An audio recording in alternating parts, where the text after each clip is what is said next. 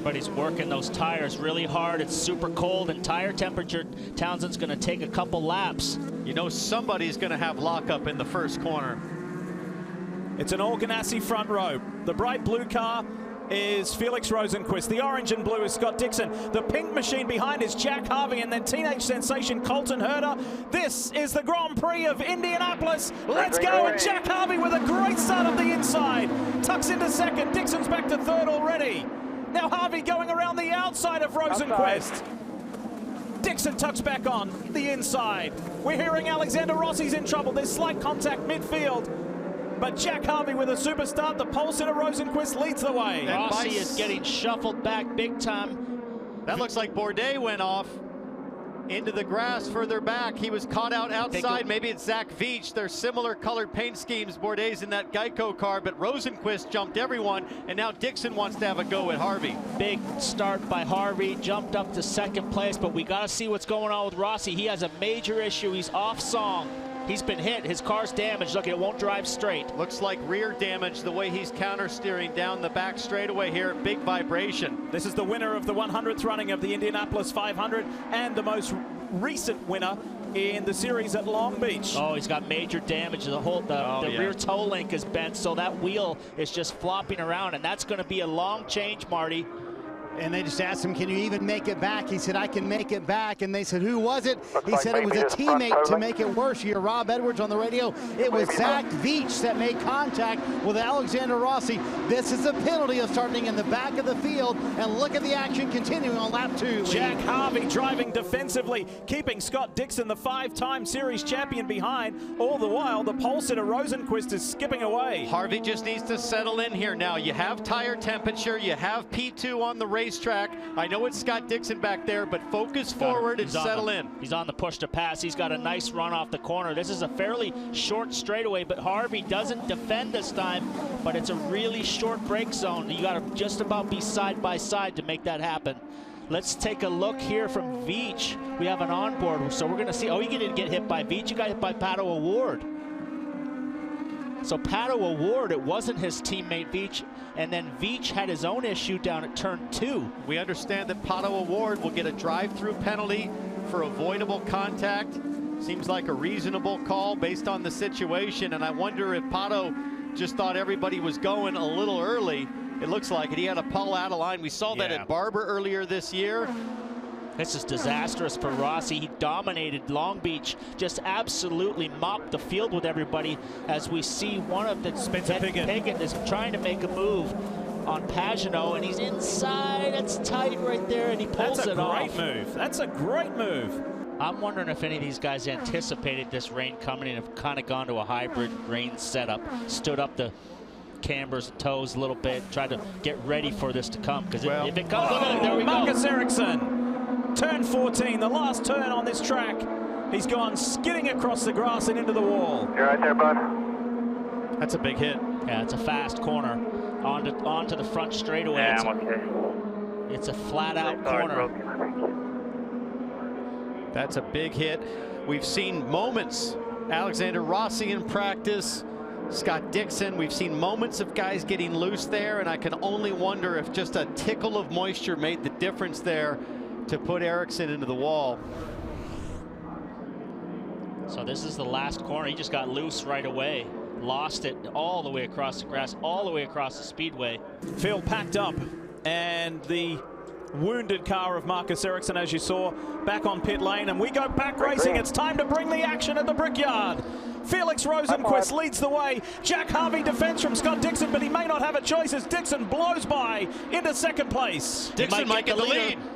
He's in there. Oh, Rosenqvist he's locked up on the kitty litter. Way wide. There goes Dixon. Hard goes spun. around. Wow, that is the trademark of a 5-time champion. And Elio Castro Neves is caught up in this turn 1 incident as well. I think that might be Hunter Ray. I think Hunter Ray clipped the stalled car of Colton Herta. And Paul, I can't believe how much dust came up from that kiddie drive from 2 days ago. It's been there all weekend, and Scott Dixon, they're full course yellow, so Scott Dixon got a beautiful restart, perfect double draft off of Harvey. Harvey defended to block, and then he was able to suck right up behind his teammate and get in there. Rosenquist went super late on the brakes, locked it up, and just opened the door wide open for Dixon. Can't wait to see the green here in Norkin. Scott Dixon ready to go, and he's gone. Dixon leaves his teammate behind. Look at Ed Jones with a big run on Harvey and Rosenquist. Here comes Harvey back in the draft. That dark blue car of Ed Jones looking up the inside. He's got the double draft going. There's water on the camera lens. A nice move down the inside, but Harvey challenges from the outside but runs out of space.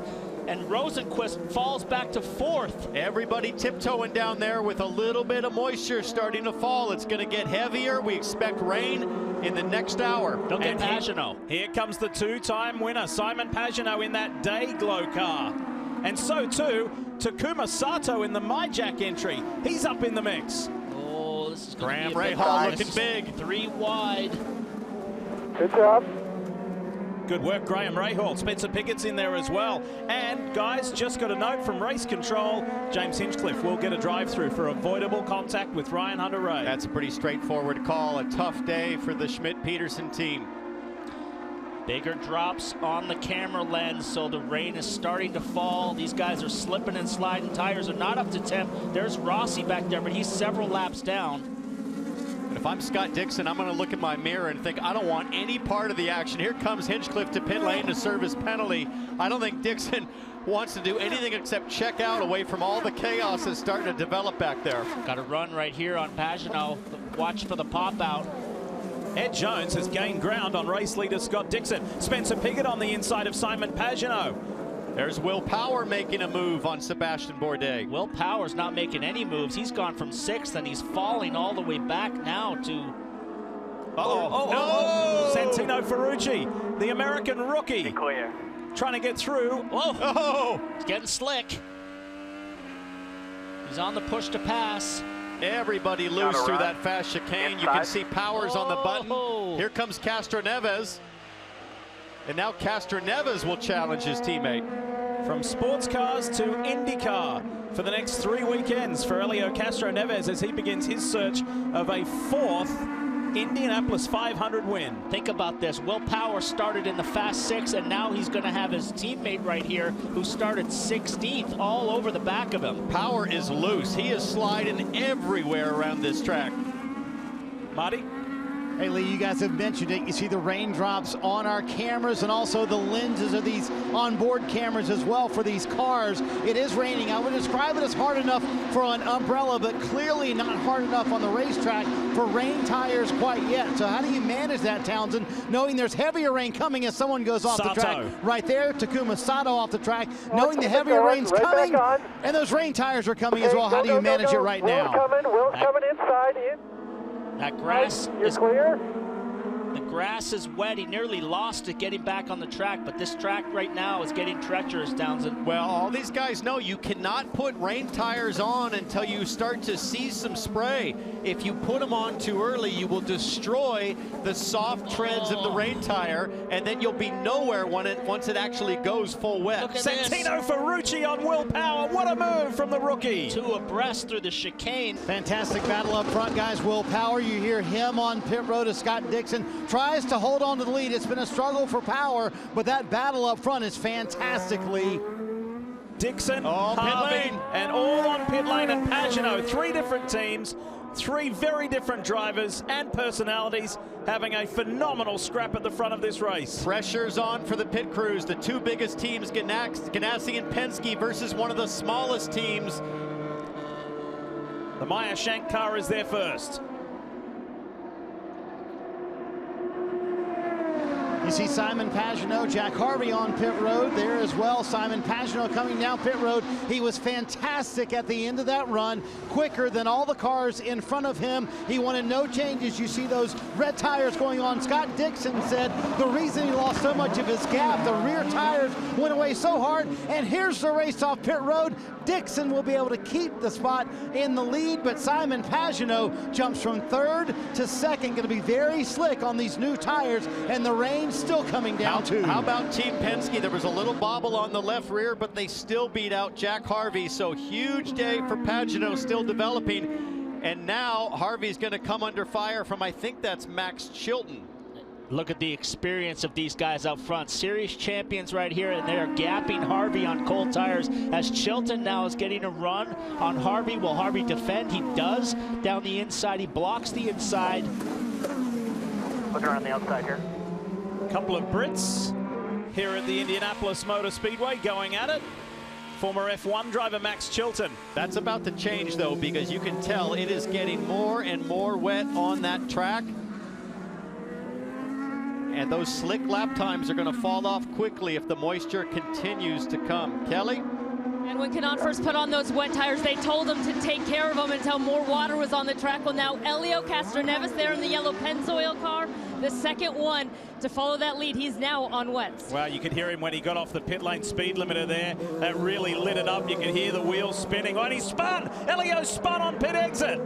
Now he has to try to get through the gravel. Luckily, the gravel's damp, which makes it a little easier, but now the motor's not running. I think he... this is going to be hard for him to Stay get on out the of there. power, son. Fire it up. Fire a rooster tail. It's like the Glamis Dunes. You know how to do that. Pop. Go ahead. He's going to get high-sided with no speed there. You'll end up getting high-sided on the edge of the track. The car will bottom Here out comes right the there. yellow. This is going to be a full course yellow. And this is a big advantage for Newgarden. Look at how frustrated Elio is.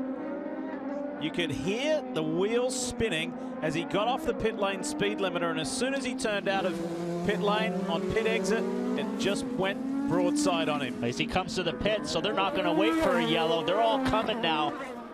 They're in their pit window, so why not be the first one to make the last stop? What does Dixon do?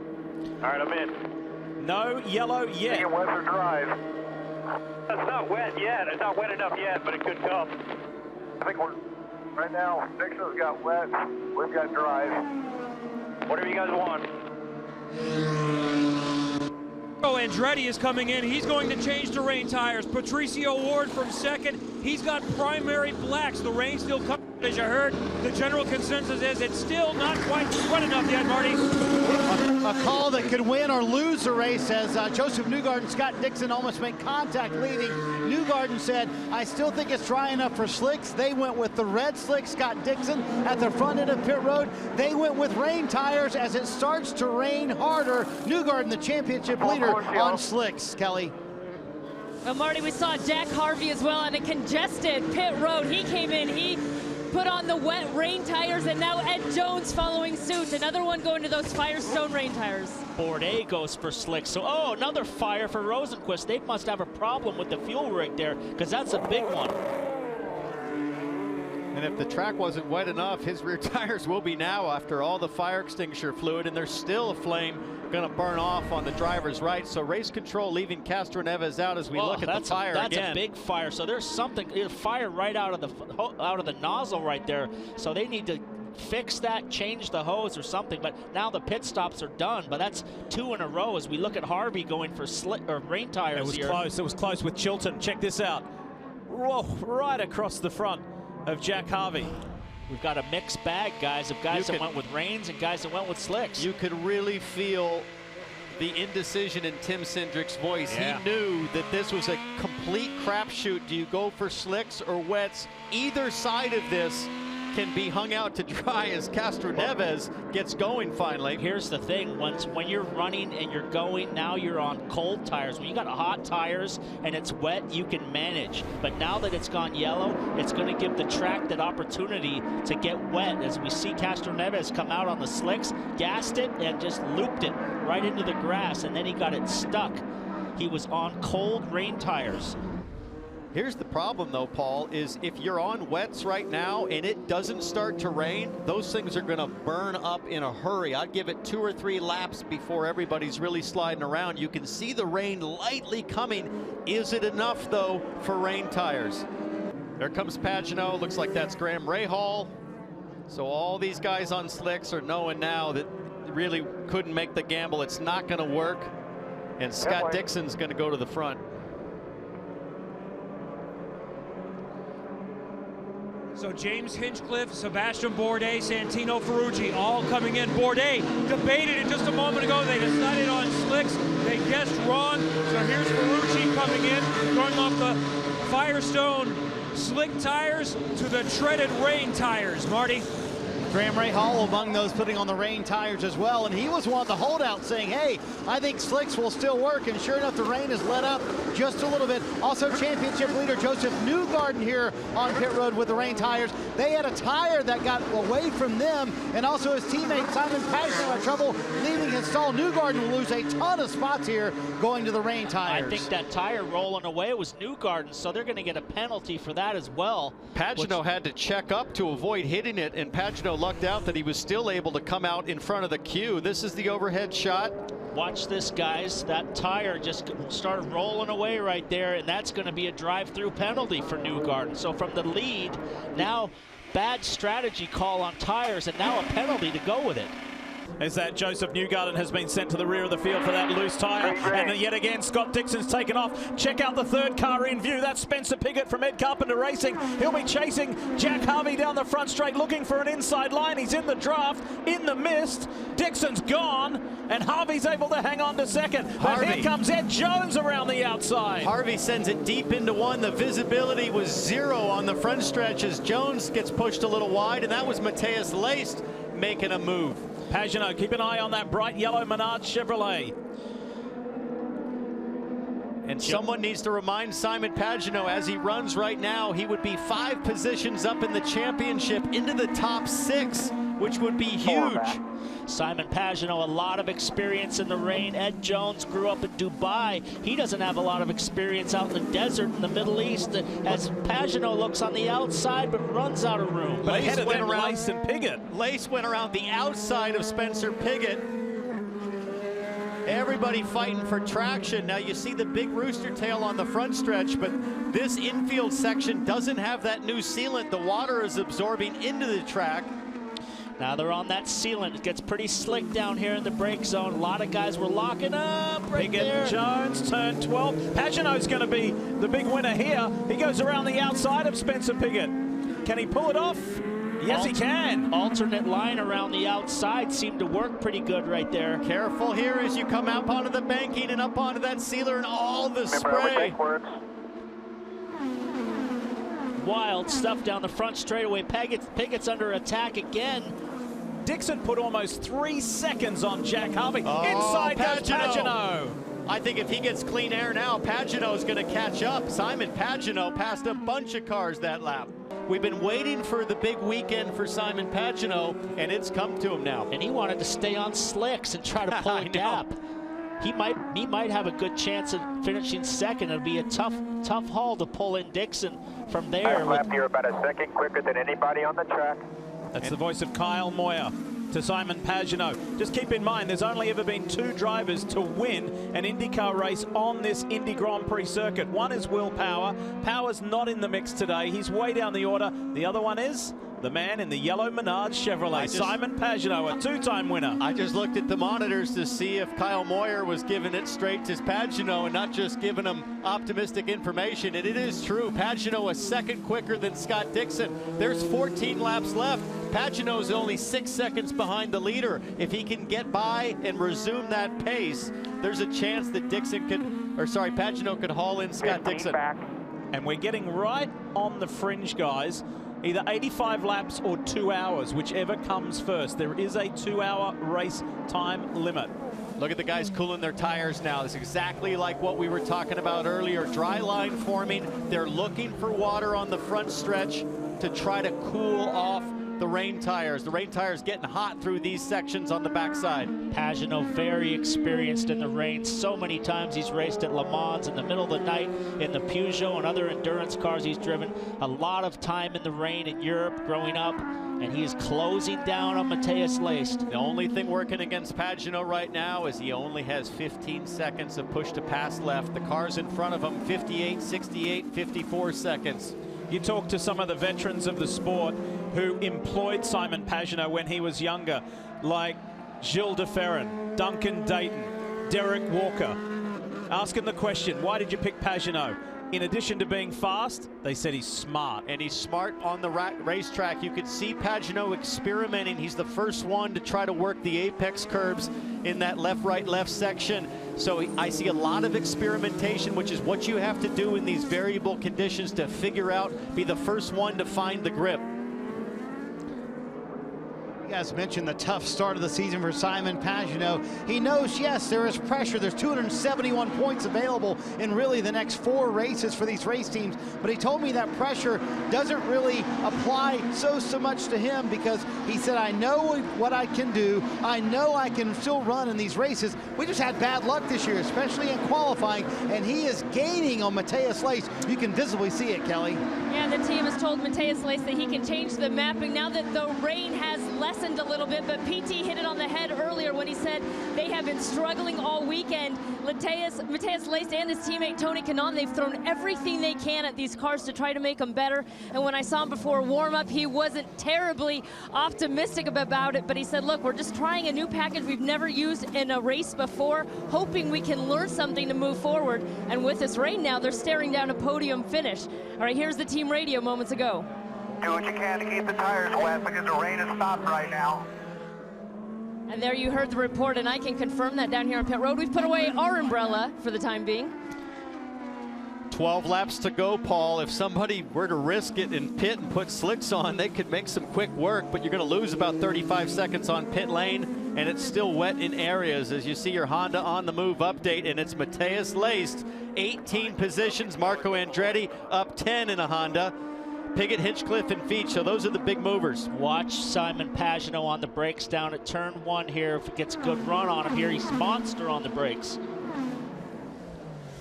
Jack Harvey looking in his mirrors. He'll see that bright yellow Menard Chevrolet. Here comes Pagenaud round the outside of Matthias Lace. This is for a top 3 spot, and the young man gives way to the former champ. I told you he was monster on the brakes. I could see that coming from the lap before, but Matthias Lace hangs on the outside, but he's got him now.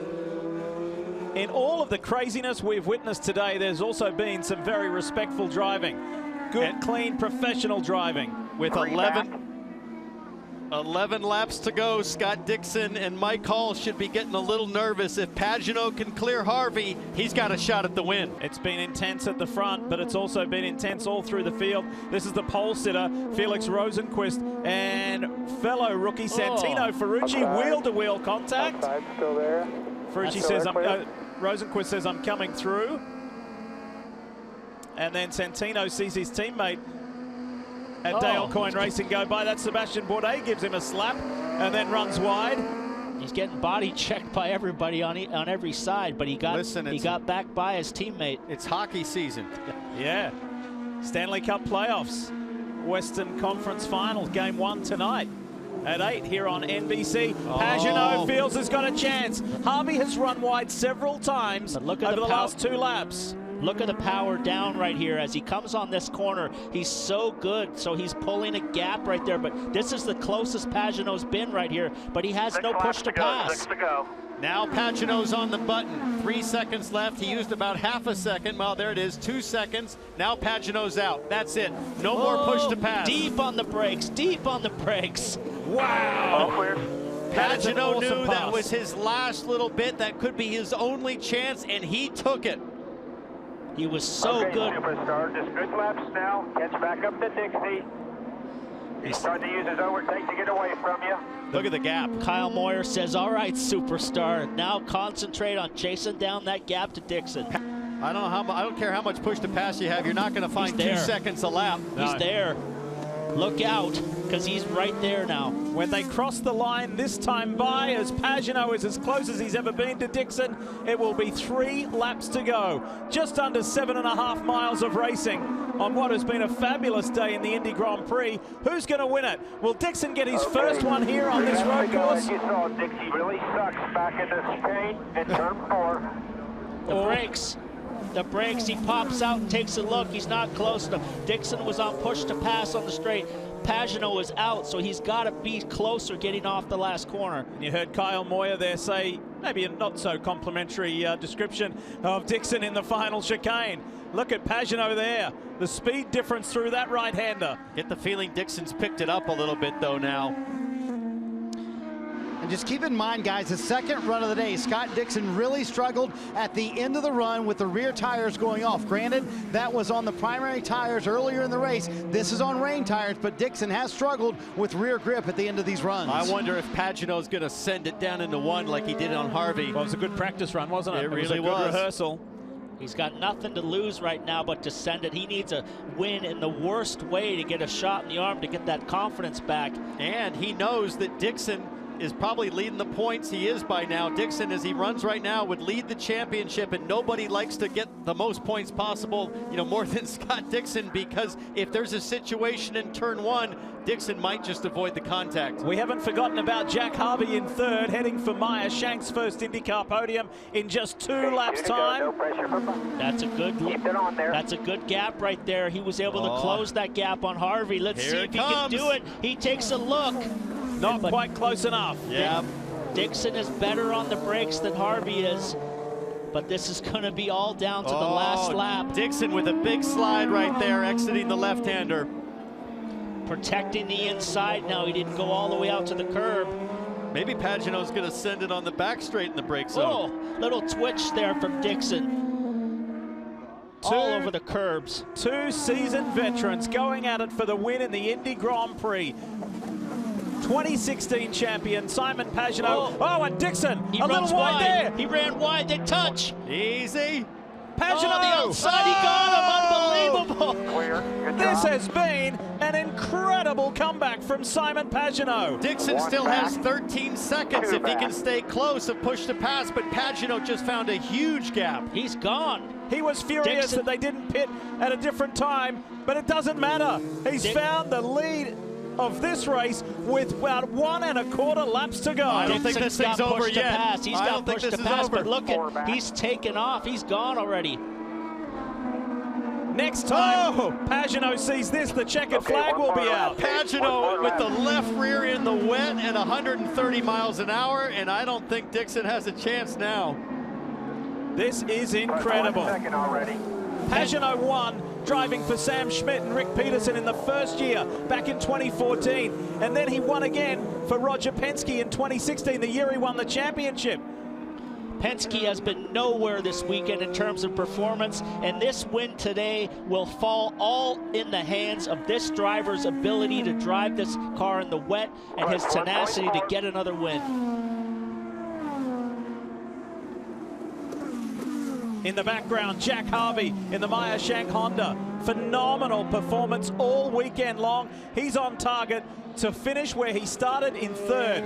A high for that small team with limited resources and budget that are punching above their weight. But nobody gets the headlines more than Simon Pagenaud today. This has been outstanding. The 34-year-old Frenchman, the champion of the series in 2016. He's still got the 500 on his list to check. Maybe he can do that in 2 weeks' time. But he's going to follow this unbelievably rich tradition of Roger Penske's team winning. Great job there, buddy. And Great Simon job. Pagenaud wins the Indy Grand Prix of Indianapolis in the most phenomenal style. I'm blown away. So much emotion has gone into this day for Simon Pagenaud to get back to this point, back to victory lane. Everybody questioning him and the lack of success this year, but he answers in a big way today. How did you do that with no push to pass? Was that the most determined drive you've ever had in the last 5 laps? Oh yeah, it was. It was amazing. The whole race. I was like, what's going on? I thought everybody was saving fuel. It's just so fast. Chevy did a fantastic job giving us the horsepower, and Menard, you know, second time in victory lane here at the Grand Prix. Third time, so I'm equal with Will. That's awesome. We kept it in the Penske family. I can't believe it. It's awesome. What a race. I mean, it was awesome, and I want to thank Team Penske, everybody that supports me. Obviously, this is the sweetest win I've ever had, I guess. Jack Harvey in with a high five. You and I talked about the pressure on you. You said, I don't let it bother me. I know what's at stake here at the month of May. How do you not let that pressure bother you when everybody's saying, what's wrong with Simon? Remember that? But I answered it, and I know what I'm worth. It's just, I got to get everything right, and we did that this weekend. slowly and surely we got there. Like I said to you, the stars just didn't align before, but performance has always been there. This year, the team has been fantastic at giving me what I need, so here we are. Watch the 103rd running of the Indianapolis 500, Sunday, May 26th at 11 a.m. on NBC.